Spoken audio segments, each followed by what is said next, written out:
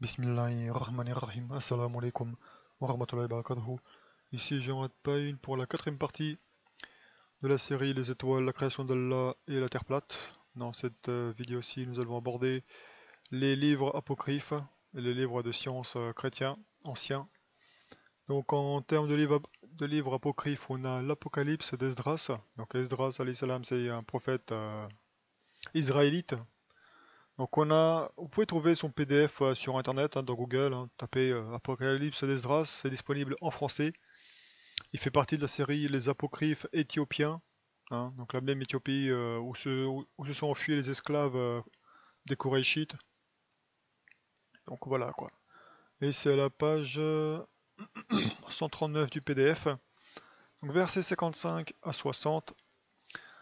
Là, c'est Esdras qui parle, a priori. Le Seigneur connaît toutes les œuvres des hommes, leurs inventions, leurs pensées et leurs cœurs. C'est lui qui a dit que la terre soit, et il a été. Que le ciel soit, et il a été. À savoir, les étoiles ont été affermies, et il en connaît le nombre. C'est lui qui sonde l'abîme et ses trésors, qui a mesuré la mer et ce qu'elle embrasse. C'est lui qui, par sa parole, a enfermé la mer au milieu des eaux et a suspendu la terre sur l'eau, qui a étendu le ciel comme une voûte et l'a affermi au-dessus des eaux. Donc là, ce qui nous intéresse, c'est les deux derniers versets, 59 et 60. Donc par sa parole, il a enfermé la mer au milieu des eaux et a suspendu la terre sur l'eau. Donc la mer qui est au milieu des eaux, ça veut dire qu'il y a les eaux qui sont au-dessus du dôme, de la voûte, et en dessous du dôme. Donc évidemment, sur une terre ronde, tu cherches tout ça, tu essaies de comprendre ces versets, ça n'a aucun sens. Donc on va directement passer sur la terre plate. Donc, la mer que nous connaissons est enfermée entre les eaux qui sont au-dessus du dôme et les eaux qui sont en dessous du dôme. Donc il a suspendu, on va bien voir pour la mer. Donc la mer, l'océan que nous avons, on a vu qu'elle était bloquée entre la mer primordiale, qu'on appelle les grandes profondeurs, the Great Deep en anglais. En fait, le terme anglais est beaucoup plus parlant que le terme français parce que les grandes profondeurs, ça sonne pas trop bien à l'oreille, quoi. Et on a les eaux qui sont au-dessus du firmament. Donc voilà, donc notre océan a une certaine densité, et c'est pas du tout la même densité que les eaux qui sont au-dessus du firmament et en dessous de l'océan que nous connaissons, et en dessous de la Terre que nous connaissons. Et donc, il rajoute juste après, et suspendu la Terre sur l'eau. Donc la Terre que nous connaissons, avec les montagnes, les continents, tout ça c'est suspendu sur l'eau d'après l'Apocalypse d'Esdras, d'après le prophète israélite. Donc évidemment, sur la Terre ronde, tu te demandes, je comprends pas là, comment est-ce que la Terre est suspendue sur de l'eau? Il n'y a que du magma en dessous. Il n'y a que du feu en dessous. Comment ça se fait? Il est où la flotte? Comment est-ce que les continents, la croûte terrestre de 10 km est en train de flotter sur l'eau? Sur la Terre ronde, ça n'a aucun sens. Donc même s'il y en a plein de musulmans qui disent «Ah, je suis pas d'accord avec toi», non mais sachez que j'en ai absolument rien à faire que vous n'êtes pas d'accord avec moi. T'es musulman que tu dis la Terre est ronde, t'as rien à faire sur ma chaîne, tu dégages. Casse-toi du pu, j'ai envie de te dire quoi. Si t'as pas de cerveau, t'as rien à faire chez moi. Sur ma chaîne. Donc, Allah a suspendu la Terre sur l'eau. Tu regardes le modèle de la Terre plate, ça correspond. Donc tu as les abîmes, les grandes profondeurs, qui est une eau super dense, la même eau qui se trouve au-dessus du firmament, et la Terre flotte sur cet abîme, sur ces grandes profondeurs, sur cette eau hyper dense, comme un bateau en fait. Nous sommes sur un navire géant, mais fait de terre quoi. C'est pour ça qu'on voit les fondations de la Terre, c'est comme des piliers qui sont ancrés dans cette mer hyper dense. En fait, elle est plus dense que du béton, en fait, a priori. Plus dense que de l'acier, cette mer-là, a priori. Un truc dans le genre, quoi. C'est tellement dense, comme dit, comme je vous ai raconté, les mecs qui voulaient aller dans cette mer avec son sous-marin, il a pas pu, il a rebondi comme un idiot sur cette mer, tellement l'eau était dense, quoi. Donc l'eau que nous connaissons, c'est seulement un seul type d'eau. C'est l'eau que nous buvons, dans laquelle nous nageons, etc. Ça, c'est un type d'eau. Mais l'eau des grandes profondeurs de la mer primordiale a une densité tellement différente que tu te demandes c'est quoi cette merveille d'Allah quoi. Comment est-ce qu'il a fait ça quoi? Eh bien, c'est sur cette eau primordiale que les continents et les fondations de la Terre se trouvent et sont ancrés. Voilà. C'est pour ça qu'on a les fondations de la Terre. De la même manière, les fondations du ciel, hein, donc de l'anneau, c'est un morceau de terre qui est ancré dans cette mer primordiale hyper dense. Ce qui fait que le dôme ne bouge pas parce qu'il est ancré dans cette mer hyper dense. Il n'est pas ancré dans notre mer, hein, parce que notre mer, l'eau, hein, elle n'est pas très dense quoi. Elle peut facilement bouger à gauche à droite, hein, dans tous les sens. Elle n'a pas un poids énorme, mais la mer primordiale a un poids, enfin j'imagine, hein, tout du moins elle a une densité tellement énorme que même le gars avec son sous-marin, il pouvait pas y rentrer dedans quoi. Je sais pas ce qu'il faut pour rentrer dans la mer primordiale, ou pour nager dedans. Et a priori c'est dans la mer primordiale hein, qu'il y a les grandes bestioles, hein, le Behemoth et le Léviathan. Donc là c'est des animaux légendaires hein, qu'Allah a priori aurait mis dans l'océan. A priori le Behemoth il l'aurait mis sur la terre, et le Léviathan il l'aurait mis dans les grandes profondeurs, quoi, dans la mer primordiale. Donc, ce que dit Esdras, alayhi salam, dans l'Apocalypse d'Esdras, c'est que la terre est suspendue sur l'eau. Donc, ça correspond parfaitement à ce qui est décrit par les Israélites, quoi. Et ça n'a absolument aucun sens, hein, ces versets-là, dans les modèles de la Terre ronde. Donc c'est pour ça, hein, soit tu vois le monde selon la vision religieuse, donc soit tu es musulman, soit tu vois le monde selon la vision moderne, hein, de la science moderne, et donc tu es mécréant. C'est l'un des deux. Hein, tu peux pas avoir un pied au paradis et un pied en enfer.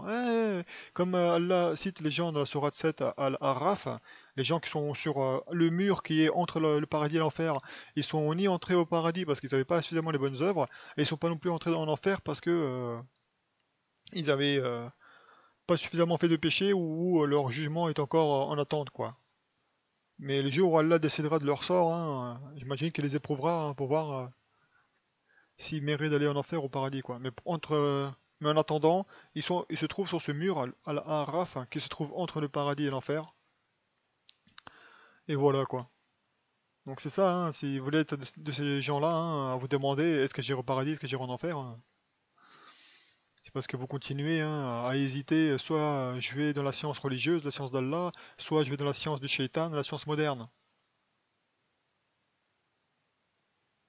Voilà, donc c'est clair, hein, qui a étendu le ciel comme une voûte et l'a fermé au-dessus des eaux. Donc là, c'est les eaux hein, qu'il a fermé au-dessus des eaux, soit celles que nous connaissons, ou bien les eaux qui sont dans les ciels dans lesquels nagent le soleil, la lune et les étoiles. Donc il y a deux types d'eau, quoi. Après, la mer qui est au-dessus, je ne connais pas sa densité. Je sais juste que c'est la mer primordiale hein, qui est hyper lourde,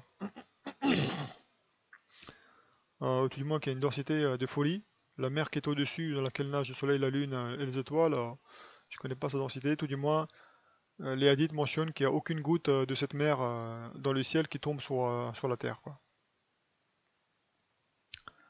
Donc, comme on a vu dans le Coran, hein, où Allah dit par la voûte élevée, hein, ou par le toit élevé, ou par le ciel élevé. Donc on a toujours ce concept de voûte, hein, donc de dôme. Une voûte, c'est un dôme. Et Esdras, alayhi salam, confirme la chose. Il a étendu le ciel comme une voûte, donc comme une tente. Une tente hein, et une voûte, hein, c'est pas un truc sphérique. Hein. Pour les mecs qui comprennent pas ce que c'est une voûte. Mon dieu, mais qu'est-ce que ça veut dire une voûte? Je comprends pas, au secours. Une voûte, c'est un demi-cercle. Va chercher la voûte hein, sur une terre ronde. Oh mon dieu, elle est où la voûte? Je la cherche la voûte, je suis allé à gauche, à droite, en bas, en haut. Je la trouve pas la voûte. Chef, je fais quoi, chef? Cherche un demi-cercle, mec. Cherche un demi-cercle. Mais y a pas de demi-cercle sur la terre ronde. C'est une sphère. Cherche une demi-sphère dans ce cas-là. C'est une sphère, patron. Je sais pas quoi faire avec la terre, c'est une sphère. Une voûte, quoi. C'est une voûte. Qu'est-ce que les mecs n'arrivent pas à comprendre là-dedans? qui a étendu le ciel comme une voûte, pas comme une sphère. Qu'est-ce qu'ils ont, ces mecs-là, à pas réfléchir? Et il a affermi au-dessus des eaux. Donc cette voûte-là se trouve au-dessus des eaux. Elle est où? La voûte céleste là-dedans, dans la terre ronde. Là. Ah, tu la cherches, hein. Donc il a affermi au-dessus des eaux, hein, soit nos eaux à nous, hein, donc les océans que nous connaissons, Pacifique, Atlantique, etc. Ou alors hein, les eaux de la mer primordiale. Donc tu vois bien la chose, hein, comme j'ai mentionné dans la Bible auparavant, hein, voilà quoi. Avant, quand il n'y avait pas d'atmosphère, il n'y avait que de la flotte, et la Terre était noyée, voilà quoi. Donc il n'y avait que de l'eau, il y avait le dôme, il y avait la Terre qui était noyée dans l'eau, et elle a insufflé, ou plutôt a créé de l'atmosphère, l'eau a baissé, et ça fait comme ça quoi. Un petit espace hein, où nous trouvons, comme une cloche à fromage, hein, où nous trouvons au milieu de la mer quoi. Comme si on était sous l'océan dans une ville sous-marine. Donc actuellement on vit dans une ville sous-marine en fait. Mais une ville sous-marine géante, on s'en rend pas compte en fait. On est déjà dans un monde de science-fiction. Comme dit, la réalité dépasse la science-fiction. Quand tu connais la création d'Allah, hein, la réalité dépasse la science-fiction. C'est tellement incroyable, quoi. Tu vois, waouh, truc de ouf. Voilà, donc ça, c'était pour l'Apocalypse d'Esdras.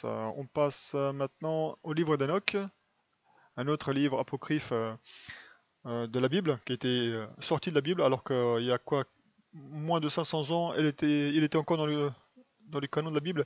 Donc Enoch alayhi salam, c'est Idriss en islam, Idriss alayhi salam, qui est mentionné dans le Coran par 2 fois.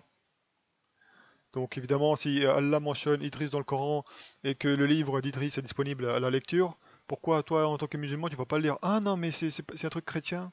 Idriss, c'est pas un musulman, c'est un chrétien. Ok, tu vas te suicider, t'es gentil. On ne regarde pas ce qu'il y a dans les écrits antérieurs au Coran. Ouais, et si les prophètes, les messagers sont mentionnés, non? Tu t'en fous de ce qu'ils ont reçu, de ce qu'ils ont dit? Bah ouais, je m'en fous, c'est pas dans le Coran. Qu'est-ce que tu veux faire avec ces gens-là, quoi? T'es musulman? Oui, oui, bien sûr, ouais. Ok, ouais, d'accord. Rentre chez ta mère, quoi. Toi, ton islam, hein, il a des progrès à faire, hein. On n'est pas encore arrivé. Donc, livre d'Enoch, chapitre 3, verset 2. Ils savent que les globes célestes qui nous illuminent ne changent point leur voie. Donc là, on parle des globes célestes, hein, c'est les étoiles, qui a priori ont une forme de lampe, donc c'est des globes, pas des trucs sphériques, quoi. Les seuls trucs sphériques qu'il y a, hein, c'est ce qu'il y a au-dessus de nous. Et bon, après, évidemment, le dôme, hein, c'est une demi-sphère, donc à partir de là... Mais a priori, le soleil, la lune et les étoiles ont une forme sphérique. D'ailleurs, Allah m'a montré en rêve la lune, la lune et les étoiles sous forme sphérique. Comme des lampes, en fait. Qui était bizarre, hein, c'était un rêve assez bizarre. Donc, c'est des globes célestes, hein. Et après, il y en a dit, ah mais comment ça se fait, hein, si les étoiles, la lune et le soleil c'est des globes, pourquoi est-ce que la Terre elle-même c'est pas un globe? Ben, je sais pas, tu regardes la taille du soleil, de la lune, des étoiles, et tu compares ça à la Terre, et tu vas vite comprendre pourquoi. La Terre n'est pas comme le soleil, la lune et les étoiles. Alors, voilà donc les globes célestes qui nous illuminent ne changent point leur voie. Donc ils obéissent à Allah, hein, selon leur orbite, etc. Que chacun d'eux se lève et se couche régulièrement, dans le temps qui lui est propre, sans jamais transgresser les ordres qu'il a reçus. Donc voilà. Ça, on l'a déjà vu hein, par rapport aux orbites fixes hein, pour les étoiles fixes, hein, et les orbites variables mais prévisibles des étoiles vagabondes hein, ou planètes. De même que pour le Soleil et pour la Lune. Chapitre 14, versets 8, 10, 11 et 12. Voici maintenant la vision que j'eus. Donc là c'est Enoch salam qui raconte, hein, ou Idris salam qui raconte sa vision. Je fus enlevé ainsi jusqu'au ciel, et j'arrivai bientôt à son mur, bâti avec de pierres de cristal. Bon, ceux qui adhèrent à la terre ronde, trouve-moi sur la terre ronde un ciel qui est fait de cristal, où il y a un mur dans le ciel. Euh, je vais le taper au bout d'un moment, les mecs ils vont pas comprendre quoi, tu vois. Je lis, hein, littéralement. Verset 10. Je fus enlevé au ciel et j'arrivai bientôt à son mur, le mur du ciel. bâti avec des pierres de cristal. Ok? Le mur du ciel, le dôme. Tu peux pas avoir plus explicite. Mon Dieu, mais ça se trouve pas dans le Coran, ça. Je n'y crois pas du tout. Ni dans les hadiths. Je vais pas y croire. On s'en fout, ça se trouve, du moment que ça vient d'Allah. C'est pour ça que je te dis, lis les livres antérieurs si tu veux voir toute la science d'Allah. Moi, un quart de kebab, ça me suffit. Un quart de kebab, ça va pas, non? Celui qui a faim de science, il mange toute la science, pas juste un quart, ou un tiers, ou un dixième, ou un millième. Soit tu bouffes toute la science, soit tu bouffes rien du tout. Ça se passe comme ça avec la science d'Allah. Soit tu prends tout, soit tu prends rien. Ouais, je prends la moitié parce que j'ai pas envie. Je prends le reste. Je pratique ma religion à un quart, quoi. Je veux un quart de la religion, s'il vous plaît. Un quart de l'islam. Ouais, et les trois autres quarts, j'ai pas envie, là. C'est clair, non? C'est pas beau, ça? Idriss alayhi salam qui raconte son rêve. Pas, non, il raconte pas son... il raconte sa vision. Parce que c'est une vision, la vision est différente du rêve. Hein. La vision, c'est quand t'es éveillé. Alors que le rêve, c'est quand t'es endormi. Donc dans la vision, il a été enlevé jusqu'au ciel. Et il arriva à son mur bâti avec de pierres de cristal. Donc le dôme, qui est fait de pierres de cristal. Et le cristal, c'est transparent. D'accord? Je continue. Des flammes mobiles en enveloppaient les contours. Donc les contours du dôme étaient enveloppés de flammes mobiles. Je commençais à être saisi d'effroi. Cependant, je m'enfonçais au milieu de ces flammes. Donc qu'est-ce que c'est ces flammes mobiles? Vous vous rappelez dans les hadiths, de même que dans le Coran, il est mentionné qu'il y a des flammes qui poursuivent les diables. Soit des météores, et des trucs comme ça, quoi. Donc des flammes perçantes, transperçantes, etc. Quoi. Eh bien c'est ça. On retrouve la même chose qu'il y a dans le Coran et dans les hadiths, dans les livres d'Enoch, les flammes mobiles qui lapident les diables. Donc là, cependant, je m'enfonçais au milieu de ces flammes et je pénétrais dans une vaste habitation. Donc là, il montait quoi. Il allait au-dessus des flammes, donc a priori au-dessus du cristal, au-dessus du dôme. Et je pénétrais dans une vaste habitation dont le pavé était en pierre de cristal. Donc là, il était au-dessus du dôme, puisque le pavé où il se trouvait, c'était en pierre de cristal, comme le mur du dôme. Les murs, comme le pavé, étaient également en cristal, aussi bien que les fondements. Donc une vaste habitation qui est faite de cristal, de même que les fondements. Tout est fait de cristal en fait. Que du truc transparent, super joli. Son toit était formé d'étoiles errantes et d'éclairs de lumière. Et l'on voyait au milieu des chérubins de feu dans un ciel orageux. Je me demande bien ce qu'il a vu, quoi, parce que ça a l'air de vachement sympa sa vision quand même. Des flammes vibraient autour de ces murailles, et la porte était de feu. Quand je suis entré dans cette habitation, elle était à la fois brûlante comme le feu et froide comme la glace. Donc ça se trouve au-dessus du dôme. Et il n'y avait là trace ni de bonheur ni de vie. Alors une terreur soudaine s'empara de moi, et je tressaillis d'effroi. Donc il y a un truc au-dessus du dôme, une sorte d'habitation qui est faite de cristal à gauche et à droite. Il y a des flammes et tout ça, comme des étoiles vagabondes, et des chérubins de feu. Donc je sais pas trop ce qu'il y a là-bas. Est-ce que c'est le monde des djinns, ou je sais pas ce que c'est. Ou tout du moins les djinns qui ont un rang d'ange, je veux dire quoi. Parce que là ils disent il y a trace ni de bonheur ni de vie. Je sais pas trop ce qu'il y a dans ce ciel-là quoi. Je sais pas si là t'as le deuxième ciel, là c'est mieux. Chapitre 18, verset 6. Je vis les vents qui font tourner le ciel et qui entraînent dans leurs orbites le soleil et les étoiles.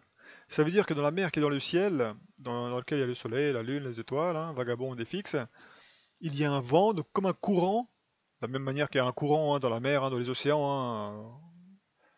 Bon, ça porte différents noms. Donc il y a les courants dans la mer et bien dans le ciel aussi. Dans la mer qui est dans le ciel, il y a un courant. Donc là, lui, il parle de vent, quoi. Un vent dans la mer. J'ai vu les vents qui font tourner le ciel et qui entraînent dans leurs orbites le soleil et les étoiles. Donc, ce qui permet au soleil, la lune et aux étoiles d'aller dans leur course. Donc de tourner en permanence. C'est un vent ou un courant marin dans le ciel, dans la mer céleste. Donc c'est ça qui les fait avancer, quoi. Et comme on a vu dans un autre écrit, ce qui permet de faire tourner, ou plutôt ce qui génère ce courant-là, c'est quelque chose qui se trouve au pôle Nord. Donc au milieu de la mer, hein, donc au-dessus du pôle Nord, quoi. Et là, c'est mieux. Tout ça, c'est vachement intéressant. Donc c'est un courant marin qui fait tourner le Soleil, la Lune et les étoiles, a priori. Et ce courant varie, hein, puisque bon, les étoiles fixes, elles bougent toutes de la même manière, à la même vitesse, hein, enfin, relative, alors que le Soleil, la Lune et les étoiles vagabondes, hein, les planètes, hein, bah, elles bougent à des vitesses différentes, quoi. Donc je sais pas comment fonctionne leur vent, etc. Ça doit être des courants différents. Chapitre 23, versets 1 à 5. De là, j'arrivai dans un autre lieu, du côté de l'Occident, aux extrémités de la terre, où je vis un feu ardent et un mouvement perpétuel, qui roulait nuit et jour, sans jamais s'arrêter. Et je m'interrogeais, ou plutôt, et j'interrogeais l'ange qui m'accompagnait. Parce qu'évidemment, hein, dans toutes ses visions, il avait toujours un ange, hein, qui lui disait qu'est-ce qu'il voyait, parce que bon, Allah lui montrait sa création. Et l'ange, qui était Uriel, a priori, hein, Uriel alayhi salam, ou Uriel, selon comment on veut le prononcer, lui montrait, donc a priori Uriel, hein, ou Uriel, c'est l'ange qui était préposé à la création, quoi, donc à, à la gestion de la création, si on veut. Gestion des cieux et de la terre, quoi, a priori. Mais là, c'est mieux. Enfin, gestion des luminaires. La gestion des luminaires célestes, a priori. Si je me souviens bien. Et je lui dis, qu'est-ce que cela? Pourquoi ce mouvement incessant? Ah, pour le coup, c'était pas Uriel, c'est Raguel. Raguel, un des anges qui m'accompagnait, me répondit, ce feu ardent qui se meut sans cesse vers l'Occident est le feu qui embrase tous les luminaires du ciel. Donc il y a a priori un feu qui va en permanence vers l'Occident, c'est-à-dire qu'il tourne donc vers l'Occident, comme le Soleil, la Lune et les étoiles. Il y a un feu qui tourne toujours comme les autres étoiles, vers l'Occident. C'est le feu qui donne la lumière aux étoiles, au Soleil, à la Lune et aux étoiles vagabondes. Là, je peux pas vous dire plus sur la question, hein. Tout ce que je peux vous dire, voilà, c'est que c'est un feu ardent dans un mouvement perpétuel qui roule nuit et jour sans jamais s'arrêter, et qui embrase le soleil, la lune et les étoiles, donc qui leur donne leur lumière, leur chaleur, etc., quoi.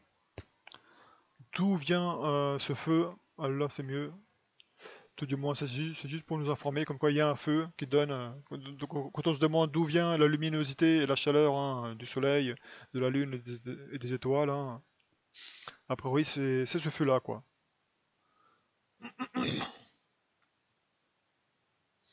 Chapitre 42, premier verset. Je vis une autre splendeur, et les étoiles du ciel. J'ai remarqué qu'elle les appelait toutes par leur nom, et qu'elle répondait à son appel. Comme on a vu, hein, dans la Bible, que Allah a dénombré toutes les étoiles et leur a donné à chacune leur nom. Et bien là, dans le livre d'Idris, hein, le livre d'Enoch, alayhi salam, on retrouve la même remarque, hein, la même chose. Donc Idris, alayhi salam, a carrément vu Allah appeler les étoiles par leur nom. Et les étoiles répondaient, etc., quoi. Je le vis qu'il est pesé dans sa balance de justice, selon leur lumière, la grandeur des espaces qu'elles parcourent, et le jour où elles doivent apparaître ou s'éclipser. La splendeur engendre la splendeur, et leurs mouvements correspondent à ceux des anges et des fidèles. Voilà. Donc, le mouvement des anges et des fidèles, hein, donc le mouvement des astres, hein, c'est toujours comme ça, quoi. Ils tournent de manière perpétuelle, et pareil pour les anges, hein, ils tournent dans ce sens-là autour du trône d'Allah, hein, etc. Et pareil pour les fidèles. Et pareil pour nous, hein, autour de la Kaaba, hein, mais sur Terre, quoi. Voilà. On va dire que le centre spirituel dans les hautes sphères, soit c'est la maison Beit al-Mamour, comme ils disent, hein, où les anges tournent, d'après le hadith, hein, 70 000 anges qui tournent en permanence de la maison céleste, de la Kaaba céleste, si on veut. Et quand à la Kaaba sur Terre, eh bien c'est les humains qui tournent autour. Et en plus de ça, il y a le trône d'Allah où les anges tournent autour, etc., quoi. Quoi d'autre?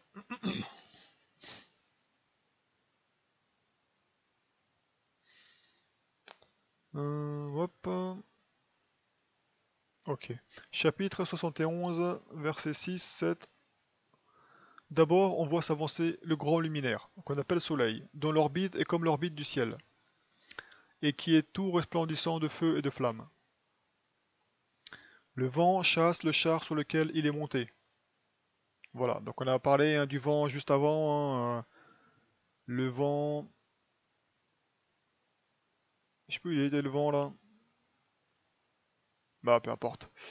On a vu...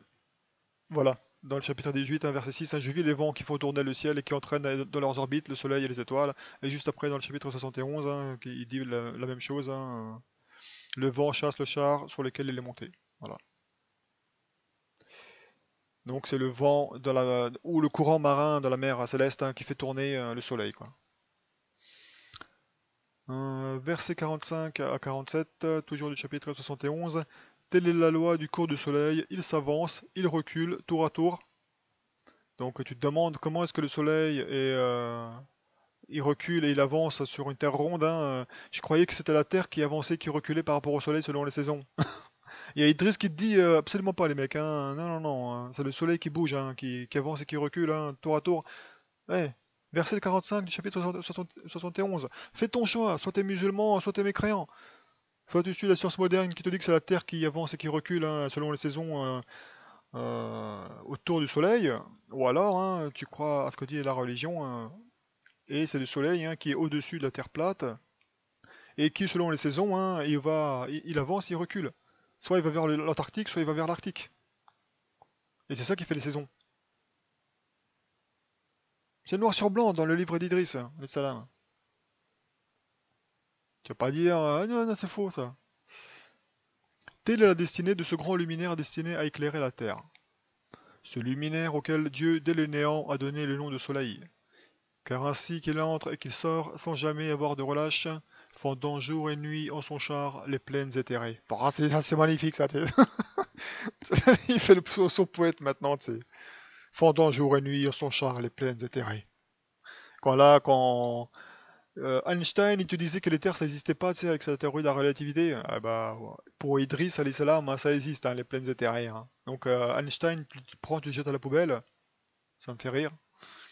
Chapitre 72, versets 1 et 2. Après cette première loi, je vis celle qui regarde le luminaire inférieur qui s'appelle la Lune, et dont l'orbite est comme l'orbite du ciel.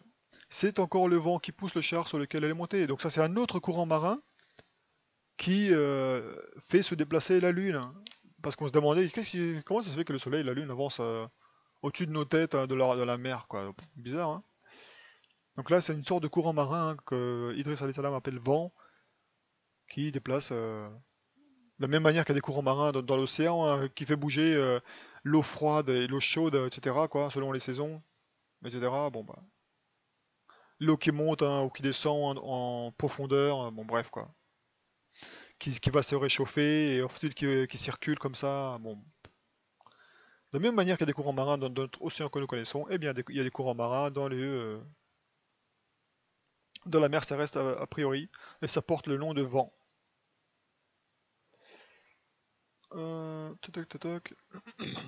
Du moins, c'est plus facile à comprendre ce concept-là pour quelqu'un qui connaît pas trop la mer, quoi. T'as déjà vu l'océan? Non. Tu sais ce que c'est un courant marin? Non plus. Le vent, tu sais ce que c'est le vent? Ouais, je sais. Tu sais ce que ça fait le vent, hein? Ça souffle, ça arrache des arbres et tout, ça déplace des choses. Ouais, ouais, je vois ce que c'est, ouais. Voilà, donc le vent c'est facile à comprendre, alors que le courant marin, le mec il a jamais été à la mer et il sait pas de quoi ça parle, quoi. C'est quoi un courant marin? Surtout il y a plusieurs milliers d'années, tu sais, le mec.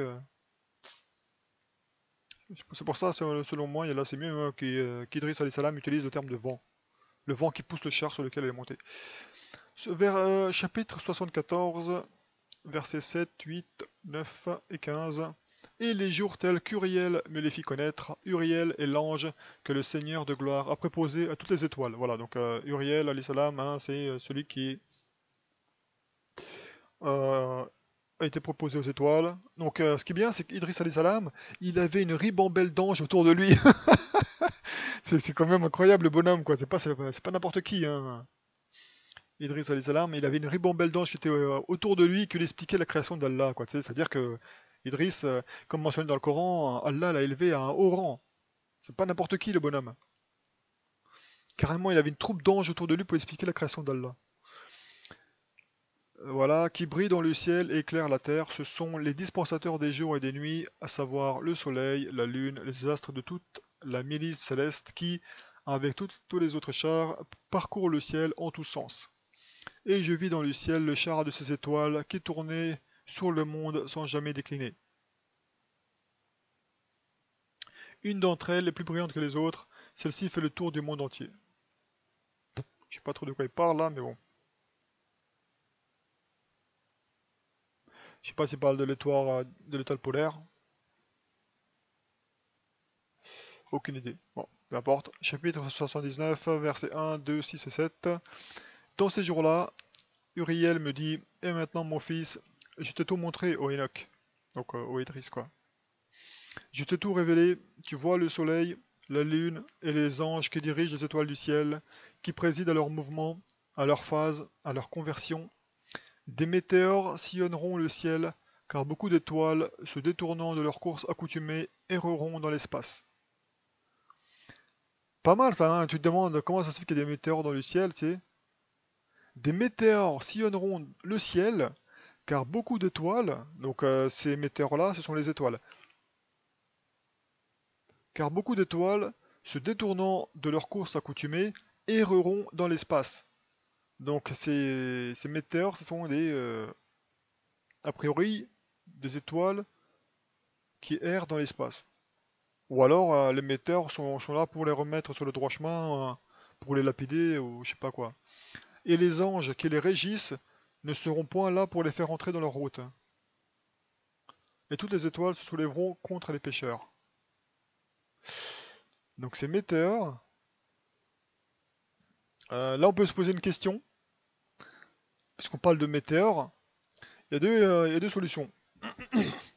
Soit ce sont des météores faits de glaise, d'argile, soit ce sont des étoiles qui n'ont pas qui ont juste de la lumière, quoi, de la lumière et de l'air, donc elles ne sont pas faites d'argile, quoi. Donc là on peut se poser des questions, parce que j'avais vu une autre vidéo où il y avait des gars qui simulaient des météorites, quoi. Ils faisaient croire qu'il y avait des météores qui tombaient du ciel, alors qu'en fait c'était une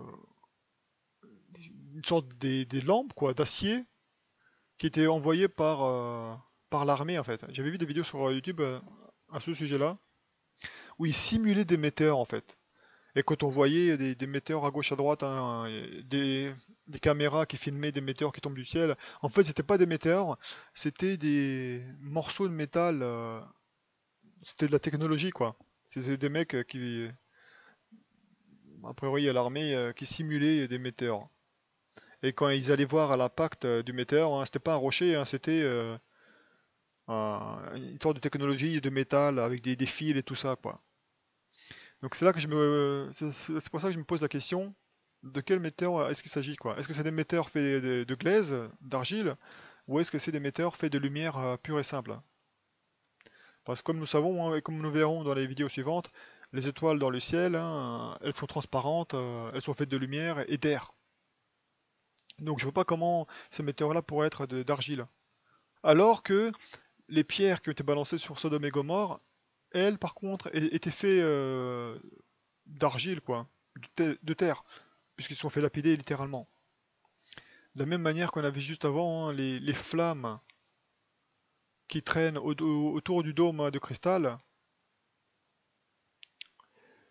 donc les flammes mobiles qui enveloppaient le contour du dôme, du ciel, de la voûte céleste. Est-ce que ces flammes mobiles, c'est fait d'argile ou est-ce que c'est seulement de la lumière? Est-ce que c'est seulement du feu? Parce que là on dit que c'est des flammes mobiles. Est-ce qu'on dit que c'est des météores d'astéroïdes ou je sais pas quoi? Là on parle de flammes, quoi. C'est pour ça que je m'interroge, les météores qui tombent du ciel, de quoi est-ce que c'est fait, quoi? D'où est-ce que les anges prennent les cailloux qu'ils ont balancés sur Sodome et Gomorre? D'où est-ce qu'ils les ont pris sur Terre? Est-ce que ça vient du ciel? Est-ce que les météores sont réellement ce qu'on nous a dit que c'est, quoi? Est-ce que les torides, les perséides, est-ce qu'il s'agit là d'argile qui tombe et qui s'écrase, ou plutôt qui brûle dans l'atmosphère? Ou est-ce que c'est seulement des flammes, des, de la lumière tout simplement, quoi? Et il n'y a pas d'argile derrière? Donc est-ce qu'on peut réellement parler de plus de météores en termes d'argile, de trucs solides, de matière, ou est-ce que c'est seulement du feu et de la lumière? Parce que là, Idriss alayhi salam, hein, il parle de flammes mobiles, hein. Il n'y a pas le concept de matière, de d'argile, de terre. C'est ça qui me dérange là-dedans, quoi. Et quand j'ai vu la vidéo sur les faux météores que les mecs ils s'amusaient à envoyer, quoi, je comprenais pas. C'est quoi le but, quoi? Dans quel but est-ce que ces gros moches ils simulent des météores? Ils ont une traînée comme les météores, mais c'est pas des météores, c'est des. Tu peux aller voir ça sur YouTube, on verra ça Inch'Allah dans les vidéos à venir, si j'arrive à retrouver la vidéo. C'est quoi le but de l'élite à simuler des météores qui tombent? Je comprends pas. Et les mecs, les paysans qui vont voir ce qui est tombé du ciel, hein, ça fait un gros trou par terre. Ils voient ça, ils voient que c'est un truc avec des fils et tout ça, c'est le fruit de la technologie, tu te demandes qu'est-ce que c'est que ce truc, quoi. Dans quel but ils ont fait ça? Ils veulent tromper qui avec leur météore, quoi? Est-ce que c'est la NASA qui te dit attention, il y a un météore qui va tomber en Russie à ce moment-là? Et comme c'est pas vrai, bah, ils vont faire tomber un, mais de eux-mêmes, quoi. Genre, ils envoient un avion dans la stratosphère et ils lâchent ce météore qui a été créé en laboratoire, quoi. Donc, dans quel but, quoi? Est-ce que c'est pour tromper les gens, pour leur dire regardez, on connaît l'avenir, on sait ce qui va se passer, il y a un météore qui va tomber? On fait bah oui, évidemment, c'est toi qui le fait tomber, enfoiré, va. De la même manière qu'ils disent attention, il y aura un tremblement de terre demain. Bah, en même temps, si tu balances Harp ou si tu balances la machine à tremblement de terre, hein, c'est sûr que il y aura un tremblement de terre. Hein, ça, c'est vachement la divination, tu sais. Le mec qui prédit un truc, en même temps, c'est parce que c'est lui qui le fait, quoi, tu sais. Demain, je vais faire les courses. Ah bah ouais, bah demain, regarde. Demain, j'ai fait les courses, voilà. Je prédis que demain, je ferai les courses. Ah ouais, pourquoi? Parce que j'ai plus rien à bouffer, voilà pourquoi. Complètement stupide le truc, tu sais. Donc là, je m'interroge vraiment sur la nature des météores. Et est-ce qu'il s'agit d'argile ou est-ce qu'il s'agit de pure lumière mélangée à du feu? Puisqu'on parle de flammes mobiles pour lapider les diables. Et les diables sont faits de feu. Donc comment est-ce que une matière solide pourrait toucher un djinn, quoi? Est-ce que tu peux frapper un djinn avec une batte de baseball? A priori non, quoi. Ça le traverse. Mais si tu le frappes avec une flamme, avec quelque chose qui est constitué de lui-même, quoi, puisque les djinns sont faits de feu. Donc si tu lances du feu à du feu, ben ça interagit, quoi. Mais si tu balances de l'argile à du feu, est-ce que ça fait quelque chose, quoi? Pourtant, dans un rêve qu'une sœur en islam m'a raconté, lorsqu'il y aura la lapidation du ciel, il y aura des météores qui tomberont, les djinns, tout comme les humains, seront affectés. Donc c'est un mélange de feu et d'argile, ce qui va tomber à la fin des temps, quand Allah punira l'humanité, et les djinns se feront toucher comme les hommes. Les hommes se feront toucher a priori par la partie matière, hein, par l'argile, alors que les djinns se feront toucher, hein, par le feu qu'il y a dans cette argile-là, quoi, qui entoure l'argile. Comme une aura en fait. C'est pour ça que j'imagine que les météores qui vont servir à la fin des temps pendant la colère d'Allah, hein, c'est destiné aussi bien aux humains qu'aux djinns, parce qu'il y a les deux essences, hein, l'argile ainsi que le feu qui sont mélangés dans ces météores-là. Tout du moins, le sujet des météores, hein, est à observer, à étudier. J'ai pas étudié la question, mais quand je lis ça, les flammes mobiles, et que je vois les astéroïdes qui sont censés être dans les musées des morceaux de terre ou des morceaux de fer, parce que les mecs te disent c'est de la glace et tout ça, quoi, alors qu'on sait très bien que ça fait pas d'espace, donc qu'est-ce que c'est, quoi? Et quand tu vois les vidéos où ils font semblant de balancer des météores, hein, pourquoi est-ce qu'ils font ça, quoi? Pourquoi ils simulent des météores? Pourquoi ils simulent la chute de météores? Donc ces météores-là, hein, comme on voit les étoiles filantes et tout ça, des météores sillonneront le ciel, car beaucoup d'étoiles se détournant de leur course accoutumée erreront dans l'espace. et les anges qui régissent ces étoiles-là ne seront point là pour les faire rentrer dans leur route. Et toutes les étoiles se soulèveront contre les pécheurs. Donc ça veut dire quoi ça? Les étoiles se soulèveront contre les pécheurs. C'est-à-dire qu'elles tomberont du ciel pour lapider les pécheurs, aussi bien les djinns et les humains, à la fin des temps a priori. Parce que ça c'est une prophétie, on dirait, parce que c'est au futur. Toutes les étoiles se soulèveront contre les pécheurs. Et juste avant, hein, il est marqué que les météores sillonneront le ciel parce qu'elles sont détournées de leur course, hein, elles erreront dans l'espace, et ils iront frapper les pécheurs. Ce qui correspond au rêve, hein, que raconté la sœur en islam, quoi. Donc on a terminé pour le livre d'Enoch et on va voir le livre de l'abeille. Et on est à 40 minutes, ça passe. Le livre de l'abeille, hein, donc je vous ai déjà parlé de ce livre, hein, c'est un livre qu'un chrétien a écrit, hein, il y a longtemps. Un chrétien syrien. Donc avec la science qu'il avait à l'époque, hein, de la création d'Allah.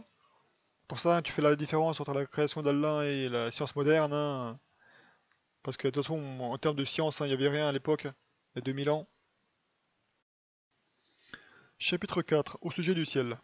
Le ciel est comme un toit pour le monde matériel. Voilà, donc un toit c'est solide, le ciel c'est un toit solide. Fait de cristal, comme l'a dit Idriss alayhi salam, et sera un plancher pour le nouveau monde. Donc plancher, pareil, c'est solide. Bon, le nouveau monde, hein, après, ce sera au jour de la résurrection, a priori, là c'est mieux. De par sa nature, il est brillant et glorieux, et est la résidence des hôtes invisibles. Donc ça c'est ce qu'il y a au-dessus du dôme. Quand Dieu étendit son firmament, il éleva au-dessus de celui-ci un tiers des eaux.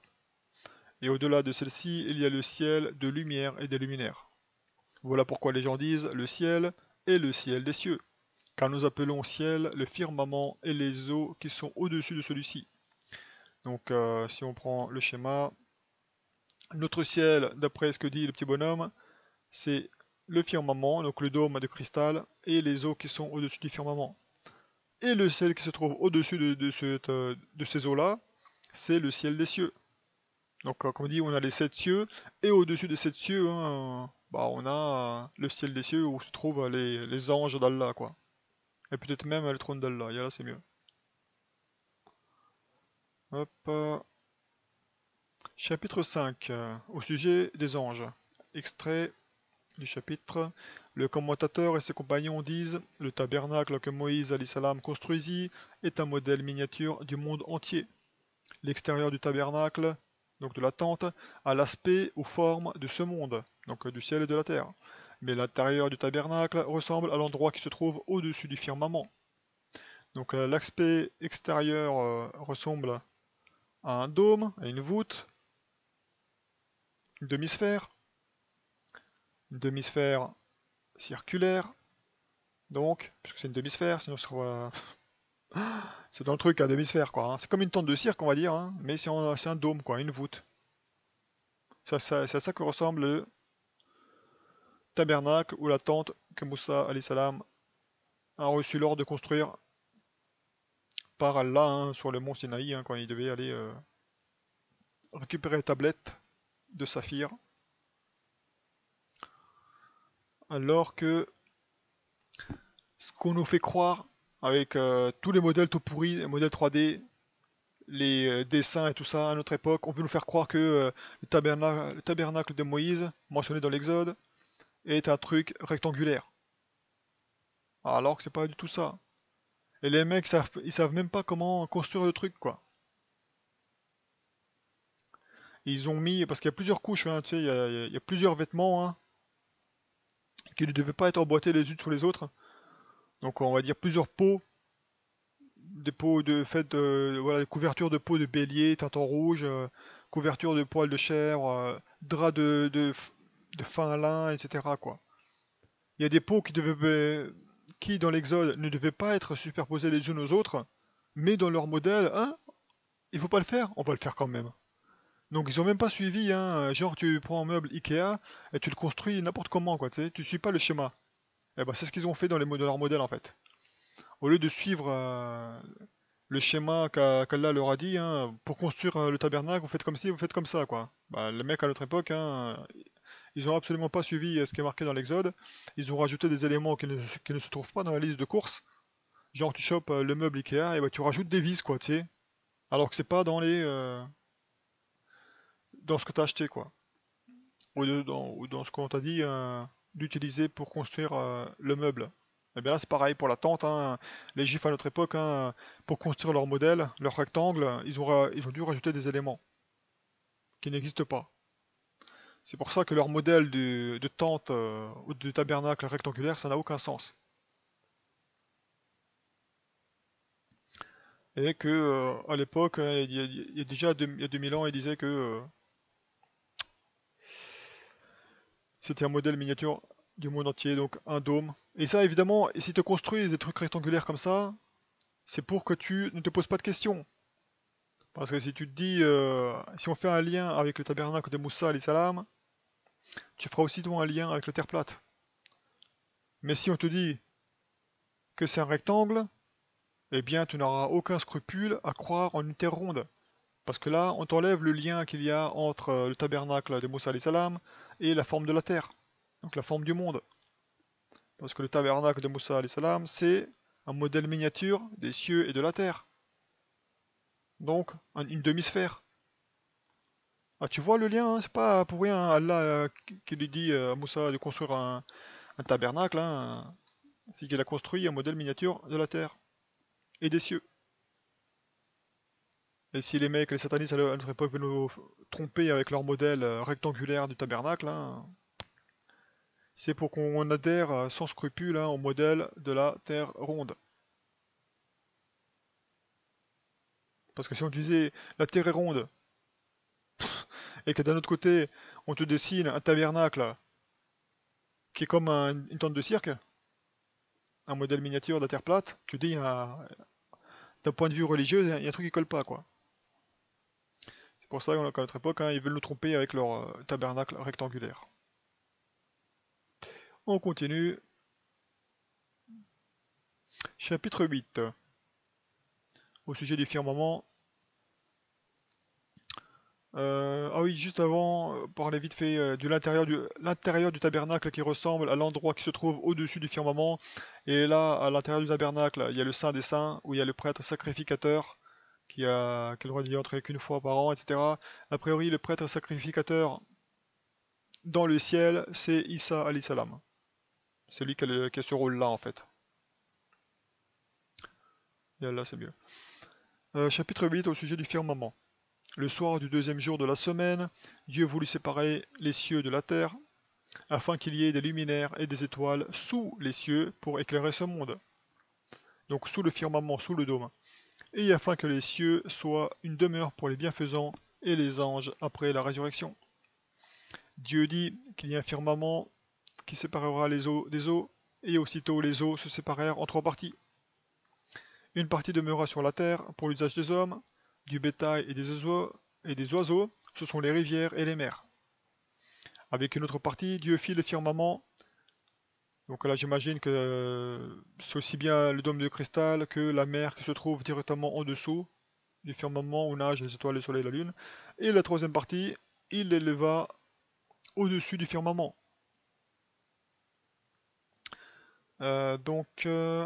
Voilà. Donc une partie, c'est la mer et les rivières qu'on connaît.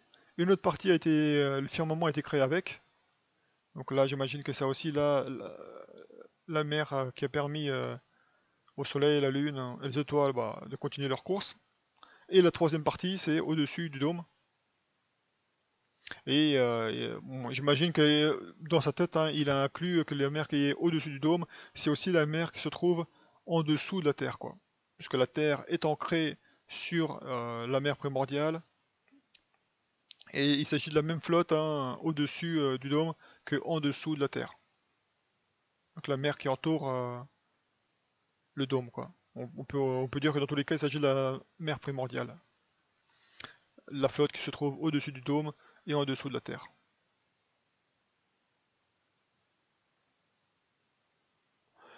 Mais au jour de la résurrection, les eaux retourneront à ce qu'elles étaient auparavant. C'est-à-dire que l'atmosphère de la Terre disparaîtra, et évidemment, bah, la flotte montera et touchera le dôme, quoi. Et dans tous les cas, pourquoi est-ce que ces choses-là, les eaux retourneront à leur état premier? pourquoi est-ce que l'atmosphère disparaîtra? C'est que Allah dans le Coran a dit que il ouvrira le ciel, et le ciel se fendra, etc., etc. Donc j'imagine que la flotte hein, bah, tombera quoi. Hein. Comme dans les ballasts de sous-marins, quand l'air dégage, hein, bah, l'eau monte dans les ballasts quoi. Et voilà, voilà c'est pareil quoi. Comme là c'est une sorte de baignoire hein, le truc. Hein. Si tu fais un trou dedans, bah, la flotte tombe hein, et la baignoire se remplit quoi. De la même manière que la noyade des gens du temps de Noé et salam, hein, comme c'est une baignoire le truc, hein, tu peux facilement noyer toute la terre hein, parce que c'est une sorte de baignoire quoi. De la même manière que tu remplis une baignoire pour prendre un bain, quoi, bah là, c'est la terre qui a été remplie, hein, jusqu'au au-dessus de la plus haute montagne sur la terre. Et ça, c'est pas difficile, hein. Va expliquer ça sur une terre ronde, hein, c'est pas possible. Tu peux pas imaginer la chose, quoi. D'où vient la flotte? Hein. Alors que sur une terre plate, hein, bah, tout ce qu'il y a en dehors du dôme, c'est de la flotte. Tout ce qui est en dehors de la terre, c'est de la flotte. Comme ça, c'est réglé, hein. Tu as l'air, la flotte et la terre, quoi. Trois éléments de notre monde. Voilà. D'ailleurs, un épisode de des Simpsons montre justement cet événement hein, quand le ciel sera fondu et l'eau tombera du ciel, du dôme, et noiera les gens qui sont à l'intérieur, quoi. Dans les Simpsons, c'était un épisode où les gars étaient dans un stade de baseball et il pleuvait au-dessus du dôme, puisque c'était un stade fermé. Et comme il pleuvait beaucoup, hein, le toit s'est effondré hein, et a commencé à noyer tous les gens qui sont en dessous, quoi. Je sais plus quel épisode des Simpsons c'était. Mais c'était assez intéressant comme truc. Chapitre 10 au sujet de la création des luminaires. Donc là, c'est le sujet principal hein, de cette série, hein, les étoiles. Et là, le gars dans le livre de l'abeille nous partage sa science à l'époque, donc il y a 2000 ans. Qu'est-ce qu'on savait des étoiles? Et qu'est-ce qui s'est perdu hein, avec le temps, avec les siècles? Et qu'est-ce qu'on nous a caché, comme Allah le dit dans le Coran, des juifs hein, et des autres gens qui ont reçu la science. Hein, ils en cachent, ou plutôt ils en montrent une partie et ils en cachent la majorité, quoi. C'est pour ça qu'à l'époque, plutôt qu'à notre époque, on sait très peu de choses hein, sur ce qui se passe dans le ciel. Et qu'on est prêt à croire que les étoiles, c'est des soleils à des distances de folie, quoi. Parce que cette science-là, on nous les a carrément enlevées, quoi, volées. On nous l'a cachée. Au quatrième jour, Dieu créa les luminaires, le soleil, la lune et les étoiles, de trois substances, l'air, la lumière et le feu. Donc les étoiles, la lune et le soleil, c'est immatériel.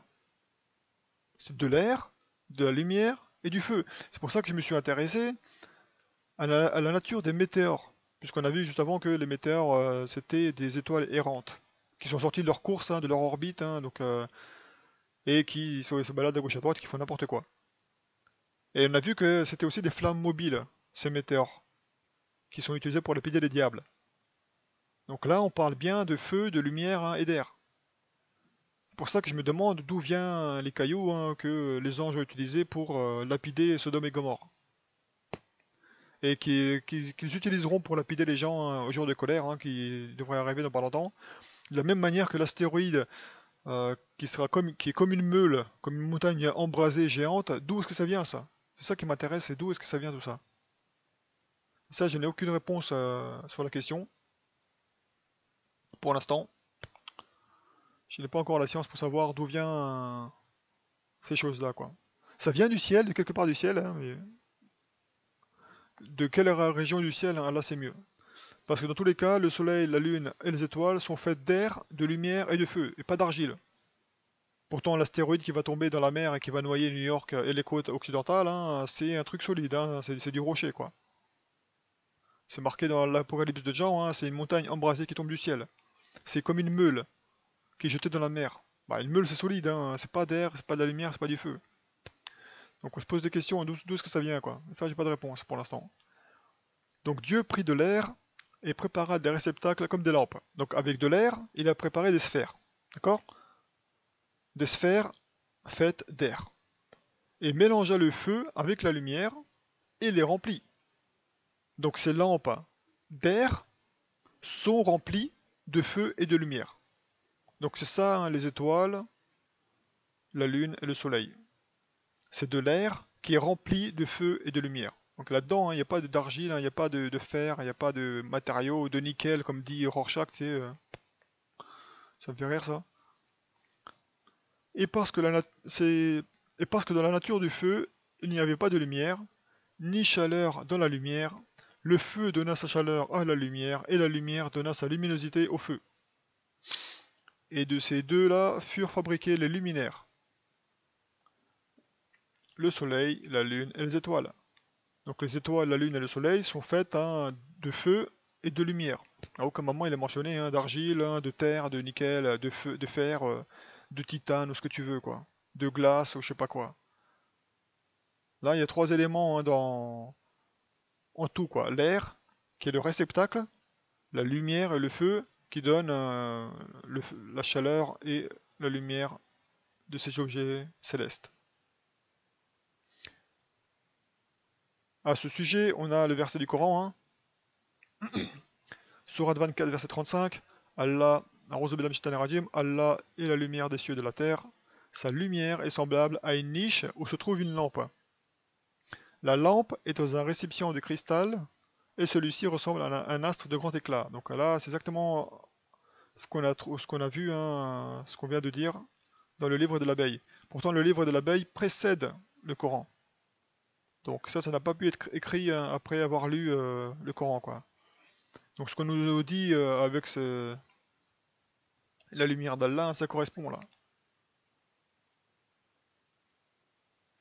Un astre de grand éclat, récipient de cristal. Oh putain, la lampe est dans un récipient de cristal. En fait, là, c'est le récipient de cristal. euh, on pourrait dire que c'est le dôme, quoi.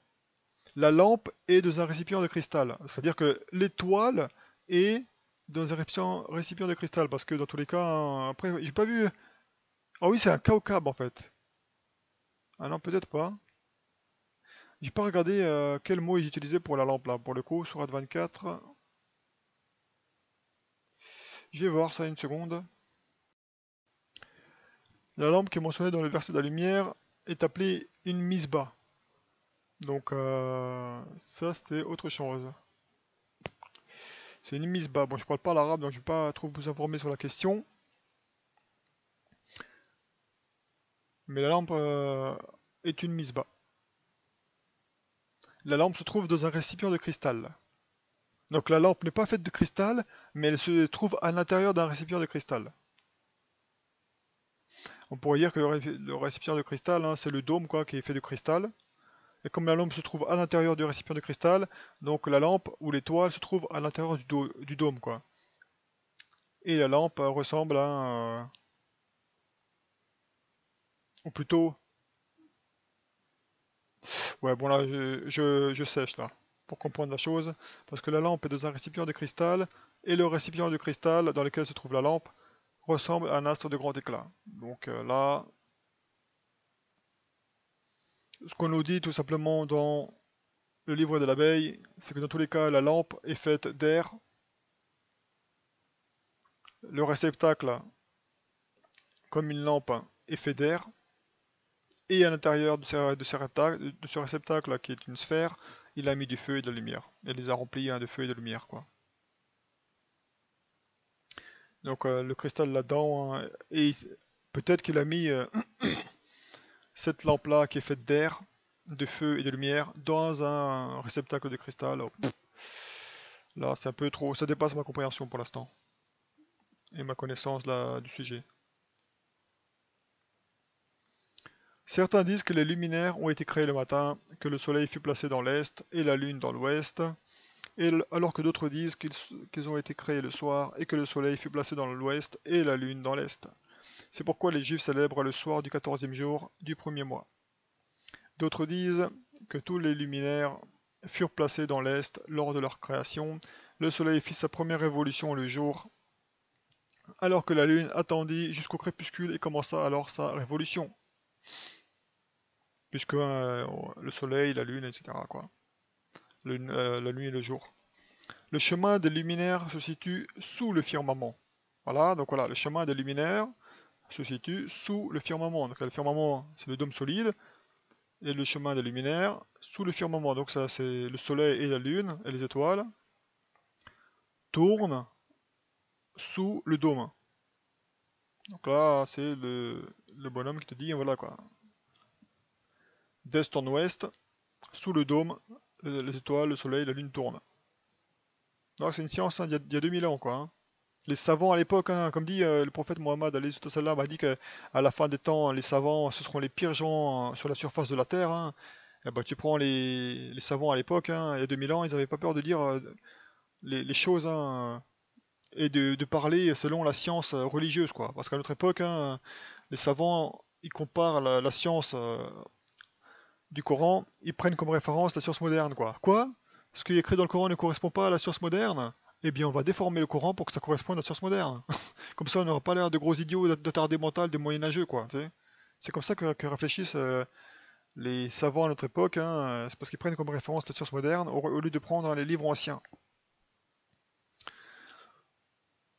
Voilà, et s'en va derrière les montagnes escarpées du nord toute la nuit jusqu'à ce qu'il se lève dans l'est. Donc ça c'est intéressant ça. Le chemin des luminaires se situe sous le firmament. Attends, je me suis un peu perdu là. Ouais, c'est parce que j'ai lu en dessous quoi.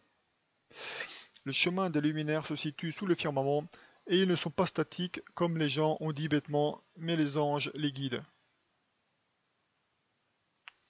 Dans leur mouvement quoi, dans leur évolution. Marc Isaac a dit le soleil effectue sa révolution d'est en ouest et s'en va derrière les montagnes escarpées du nord toute la nuit jusqu'à ce qu'il se lève dans l'est. Donc là on a une information intéressante. Les montagnes escarpées du nord. Donc le soleil, hein, quand il va... Tu peux pas comprendre ça hein, sur une terre ronde, ça n'a aucun sens ce qu'il dit le mec là. Ça veut dire que le soleil, on imagine le soleil est en France, et donc il fait jour, mais quand il fait nuit, ça veut dire que le soleil, il est au-delà des montagnes escarpées du nord.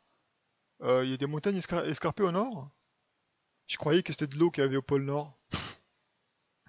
Et comme on a parlé hein, dans les vidéos auparavant, hein, il y a une montagne au nord, hein, qui est une montagne géante. Et là, pour le coup, il y a 2000 ans, les mecs ils parlaient de montagnes escarpées du nord, quoi. Donc le soleil se trouve derrière les montagnes escarpées du nord, donc de l'autre côté, quoi. Évidemment, quand il fait jour chez nous, bah, le soleil il est de notre côté, mais quand il fait nuit chez nous, hein, le soleil est de l'autre côté, quoi. Il fait jour de l'autre côté. Donc le soleil se trouve de l'autre côté des montagnes escarpées du nord, hein, donc de l'autre côté du pôle nord. Et ça correspond à ce que nous savons. Donc, le soleil effectue sa révolution d'est en ouest. Voilà, d'est en ouest. C'est une révolution, donc c'est un tour sur lui-même, quoi. Enfin, un tour sur lui-même, un tour autour d'un centre, quoi, autour du pôle Nord. Et non pas autour de la Kaaba.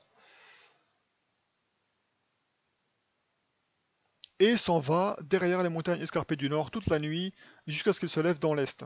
Voilà, c'est plutôt clair, hein. Il fait jour, ensuite il va derrière les montagnes escarpées, hein, donc à l'opposé hein, du pôle Nord, par rapport à la France, tic, jusqu'à ce qu'il se lève dans l'Est de nouveau. Donc là, on nous décrit un mouvement circulaire du Soleil, quoi. Va chercher ça dans la Terre plate, hein, bonne chance. Hein. Enfin, dans la Terre ronde, le modèle de la Terre ronde, ça n'a aucun sens, ces versets-là, quoi, ou pas. C'est pas des versets, mais ce que dit le bonhomme, quoi. Et les philosophes disent que durant la nuit, les luminaires effectuent leur évolution sous la Terre, ne sachant pas ce qu'est la perspective. Parce que les mecs comprennent pas comment fonctionne la Terre plate, hein, et comment fonctionne la perspective et la réfraction, et ça on verra ça dans les vidéos ultérieures, Inch'Allah. Là pour l'instant, on a terminé là 1 heure et quelques. On a terminé pour tout ce qui est texte. Maintenant on va passer Inch'Allah dans les prochaines vidéos à la pratique, au visuel.